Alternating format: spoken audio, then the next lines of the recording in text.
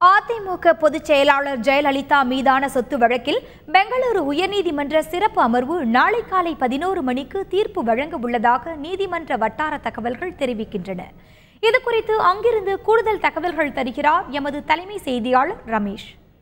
சொத்து வழக்கில் ஜெயலலிதா உள்ளிட்ட 4 பேருக்கு ஜாமீன் வழங்கிய உச்சநீதிமன்றம் இந்த வழக்கின் மேல்முறையீட்டு மனுக்களை 3 மாதத்திற்குள் விசாரித்து முடிக்க வேண்டும் என்று கர்நாடக உயர்நீதிமன்றத்திற்கு காலக்கெடு விதித்தது. அதன்படி கர்நாடக உயர்நீதிமன்ற நீதிபதி குமாரசாமி கடந்த ஜனவரி 5ஆம் தேதி வழக்கு விசாரணை தொடங்கி மார்ச் 11ஆம் தேதி வரை விசாரணை நடத்தினார். இந்த விசாரணையின் போது அவர் எந்த ஒரு வாய்தாவும் வழங்கவில்லை.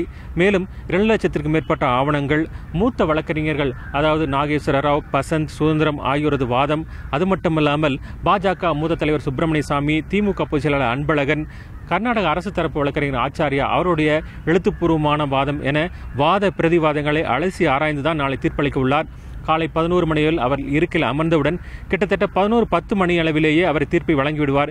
ஏனென்றால் தீர்ப்பின் முழு பக்கத்தையும் படிக்காமல் ஆபரேட்டிவ் போர்ஷன் என்று ஆங்கிலத்தில் சொல்வார்கள், அதாவது கடைசி பக்கத்தை மட்டும், அதாவது முக்கிய பகுதியை மட்டும் படிக்க உள்ளதாக தெரிகிறது. இந்த தீர்ப்பு வழங்கப்படுவதையொட்டி ஜெயலலிதா நாளை நேரில் ஆஜராக தேவையில்லை என்பதனால் அமைச்சர்கள் மற்றும் நாடாளுமன்ற உறுப்பினர்கள், சட்டமன்ற உறுப்பினர்கள் யாரும் பெங்களூர் வர ஆர்வம் காட்டவில்லை. அதிமுக வழக்கறிஞர்கள் மற்றும் பல மாநிலங்களிலிருந்து பத்திரிகையாளர்கள் மட்டுமே இங்கு வந்துள்ளனர். மேலும் இந்த பகுதியில் எந்த ஒரு அசம்பாவிதமும் நடைபெறாமல் தடுக்க 144 தடை உத்தரவு போடப்பட்டுள்ளது. தந்தி டிவி செய்திகளுக்காக ஒளிப்பதிவாளர் தேவராஜுடன் டி. ரமேஷ்குமார்.